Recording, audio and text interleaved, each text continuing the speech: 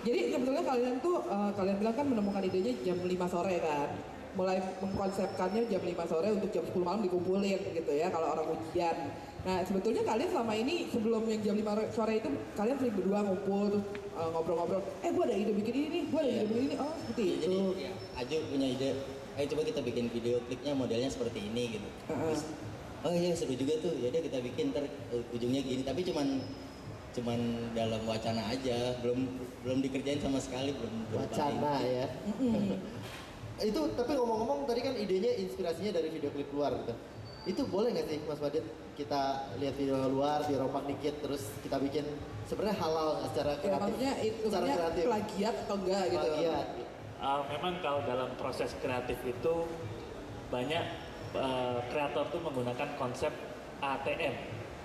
ATM itu artinya A-nya itu amati, T itu tiru, M-nya adalah memodifikasi.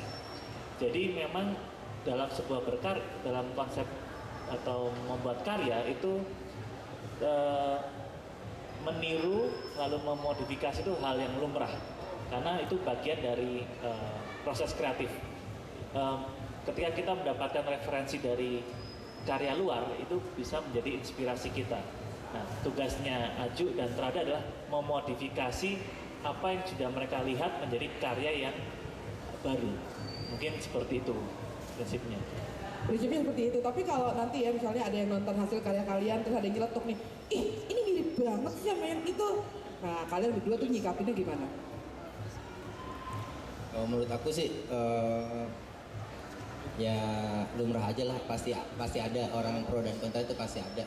Pasti Nggak semua orang suka, nggak semua orang nggak suka juga gitu. Tapi kita menanggapinya ya, dengan karya ini kita udah melakukan yang terbaik gitu. Kalau memang itu dianggap kurang sempurna ya kita mohon maaf gitu, maksudnya kita udah berusaha gitu. Soalnya contohnya kalau kita di band itu kunci cuma ada 7 ya. Iya. Kunci cuma ada 7, terus kalau lagunya mirip-mirip apakah orang itu dibilang plagiat kan juga enggak.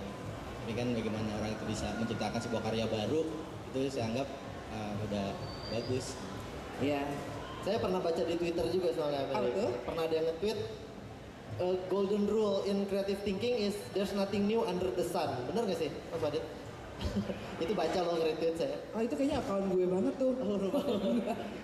Memang kalau saya melihat banyak orang mencari-cari sebuah karya yang orisinil ya. Tapi menurut saya orisinil itu memang susah gitu. Karena memang dalam berkarya itu pasti akan terpengaruh. Jadi kita tidak perlu capek-capek memikirkan apakah ini orisinil atau tidak, tapi yang penting kita produktif. Itu yang lebih penting daripada kita terlalu sibuk memikirkan apakah ini original atau tidak. Original itu mungkin ada di ayam goreng. Oke, itu menyindir banget sebagian besar orang Indonesia kali ya kalau kayak gitu ya. Idealisme itu setinggi langit ya.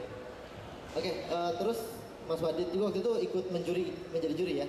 Terus pertimbangannya apa nih sampai bisa menang? Teman, saudara? Cem-ceman. Oke. Di kompetisi ini ada 5 juri ya. Jadi dari media, dari praktisi, dari artis band dan sangat beragam. Jadi kita memang menjuri ini sebisa mungkin fair. Proses pertama adalah mereka mempresentasikan konsepnya. Di situ kita juga ingin melihat bagaimana mereka bisa meyakinkan juri tentang konsepnya. Nah, setelah itu adalah eksekusi. Mereka dikasih waktu sekitar 1 bulan untuk memproduksi karya ini. Salah satu syarat yang menantang adalah mereka dianjurkan untuk tidak menggunakan kamera yang profesional. Jadi mereka disarankan untuk menggunakan kamera-kamera yang amatiran. Nah, dari peraturan itu mereka ditantang untuk kreatif. Bagaimana dengan media-media yang bukan media profesional, menggunakan handphone atau kamera yang standar, atau tapi mereka tetap bisa membuat karya yang menarik dan kreatif. Nah, itu adalah tantangannya. Dan menurut saya Trada dan Aju itu bisa mempresentasikan karya itu secara komplit. Keren banget. Jadi waktu itu Aju sama Trada memakai kamera apa nih kalau boleh tahu? Kebetulan kameranya pinjam semua. Nggak modal. Jadi bahkan speknya udah bukan yang profesional, pinjem Pinjem pula lagi, gitu. ya. Dahsyat. Kebetulan kita waktu itu dikasih duit ya sama wanita buat seminimalis mungkin itu bisa digunakan. Nah, waktu kita proses pengerjaan kebanyakan duit nggak dipakai buat equipment, kebanyakan buat mungkin makan dan yang lain-lain kebanyakan pinjam. Jadi kita pakai kamera flip, sejenis kamera kayak model kamera Camdic, tapi resolusinya lumayan menurutku bagus. Jadi kita pakai itu untuk namanya dikasih budgetnya juga minim. Kita pikir-pikir sebagai kreator kita juga mikir dengan budget segini mana bisa kita bikin syuting yang wah gitu. Makanya kita usahakan semua dipangkas dari mulai pinjam kamera sampai artis pun kita minta tolong. Artis, lokasi pun kita minta tolong, sampai lokasi kita samperin rumahnya, kita minta tolong baik-baik sama orangnya. Kira-kira boleh nggak kita pakai lokasi buat syuting? Gitu sampai. Nah itu jadi juga diperlukan kreativitas ya, gimana caranya nih bisa pinjem tuh rumah buat dipakai jadi lokasi syuting gitu kan ya, gimana caranya nih kreatif nih ngerayu-ngerayu Jiban supaya mau jadi talentnya waktu itu gitu kan. Jangan mau. Oke, ternyata kreativitasnya bukan dalam bentuk hasil akhirnya juga, tapi menuju membuat itu juga diperlukan kreativitas ya, seperti itu. Ada yang mau bertanya mungkin? Mungkin Teman-teman? kita nonton dulu kali ya. Boleh. Kita lihat dulu video klipnya, baru nanti kita diskusi lebih lanjut. Siap. Oke, bisa tolong diputar videonya? Kalau boleh tahu waktu itu budget yang disediakan sama panitia PPKI berapa ya? 2 juta rupiah. 2 juta rupiah menjadi video klip. Video klip yang menginspirasikannya itu video klip siapa ya? Itu bukan video klip sih, itu orang bikin karya pendek, karya pendek juga. Mikrofonnya. Mungkin waktu itu kita lihat bukan video klip juga, lihatnya sebuah karya, ada banyak karya yang kita lihat di situ, kok kayaknya di sini belum banyak juga. Nah untuk itu siapa namanya ya? Lupa. Itu karya dari luar juga ya, bukan? Dari luar, dari ini kan di YouTube banyak. Oh. Kita lihat dari referensi dari Mereka menggabungkan 2 buah gambar dengan tema yang sama dengan waktu yang berbeda. Kalau kita mencoba untuk membuat 2 cerita di dalam 2 buah gambar dengan cerita itu berdiri sendiri sebenarnya. Tapi kita coba bikin seolah cerita itu menjadi satu. Jadi terinspirasinya dari film pendek ya sebenarnya? Iya, enggak film pendek sih, karya eksperimen orang luar aja. Juga. Oke. Mirip-mirip, kalau nggak salah mirip-mirip klipnya Michel Gondry juga ya, kalau share split screen gitu, doyanannya dia. Kalau misal Sebenarnya- Gondry nggak salah yang di split kebalik. Yang satunya ngeplay, yang satu rewind. Oh, kalau Misalnya Gondry. Oke, biar ke spoiler nih ya, kita sambil menyaksikan aja. Belum. Ngobrol dong ya. Katanya menyaksikan, jadi aku juga Ya belum kan Udah kita belum lihat. siap. Kita belum salah lagi ya. Ya udah, kalau gitu pengen penasaran juga, pasca menang kontes ini ngapain aja sih? Iya, apa udah tercipta klip-klip baru ternyata udah jadi 100 gitu buat dipakai tahun 2012, PPKI 2012 ya kan? Ya kita lagi bikin juga karya yang lain, mungkin bukan syuting, berupa animasi, rotoscoping kita bikin, tapi prosesnya masih berantakan. Artinya harus nunggu PPKI lagi gitu. Kayaknya. Ini ada masternya animasi loh.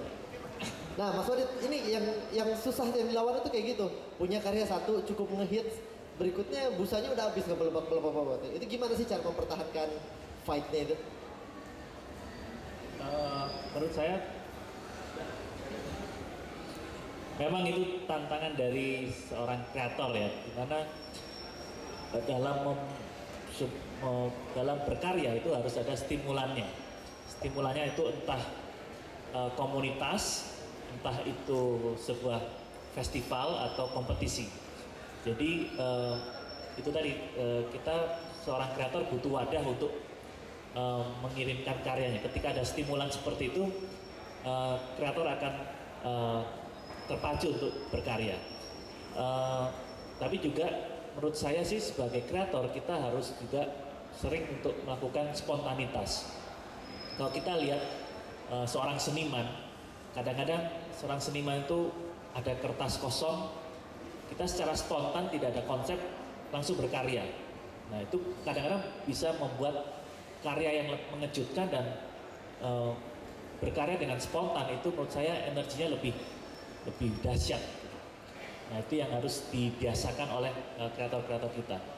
Kadang kita boleh secara membuat karya dengan terkonsep, ada storyboardnya, terus kita tahu endingnya seperti apa. Tapi ada juga masa-masa di mana kita sebagai kreator itu berkarya secara spontan, bahkan kreator pun tidak tahu nanti endingnya seperti apa. Itu juga menarik seperti itu. Jadi dibiasakan hal-hal seperti itu.